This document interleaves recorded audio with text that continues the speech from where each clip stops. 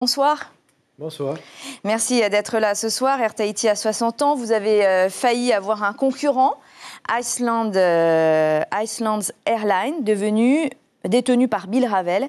Le pays n'a pas répondu à sa demande. Est-ce que vous croisez les doigts pour pouvoir conserver le monopole? Vous savez, pour ce qui nous concerne, la concurrence n'est pas le souci. Notre préoccupation, c'est la desserte des îles pour lesquelles nous enregistrons des déficits. Le vrai problème est là. Comment arrivera-t-on à financer ces dessertes si effectivement un concurrent vient se mettre sur les lignes rentables? Ce serait une concurrence déloyale selon vous, en fait. Ce serait une concurrence qui s'exercerait parce que c'est effectivement en toute logique sur ces destinations-là qu'il y a effectivement de l'argent à prendre, parlons clairement.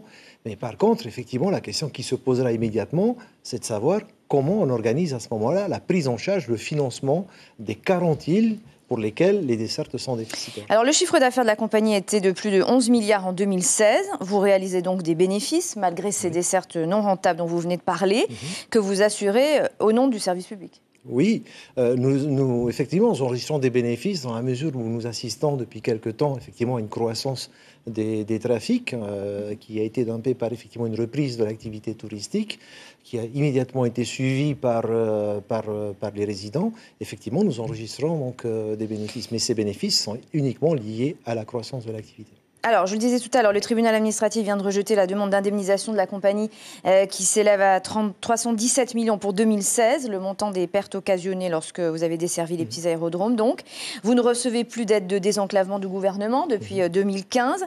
Est-ce que vous ne pouvez pas, en revanche, réinjecter une partie de ces bénéfices dont on vient de parler pour combler le déficit de ces rotations déficitaires, justement? C'est exactement ce que nous faisons tous les ans. En fait, le déficit enregistré sur les lignes de désenclavement se monte à plus de 1,2 milliard dans nos comptes. Et effectivement, tous les ans, nous effectuons une compensation en ponctionnant les lignes rentables. Il n'y en a que 4, il faut le comprendre, sur un total de 46 destinations servies pour effectivement venir en soutien. Ça peut être suffisant lorsque l'activité est en croissance, mais lorsque l'activité est en baisse, et ça a été le cas à partir de 2009-2010, pendant 5 années, effectivement, la compagnie se met à perdre de l'argent parce qu'elle n'arrive plus, en fait, à tirer des bénéfices des lignes rentables pour financer les lignes de désenclavement. Alors, la direction a été en partie renouvelée depuis le crash d'Air Morea, c'était en 2007.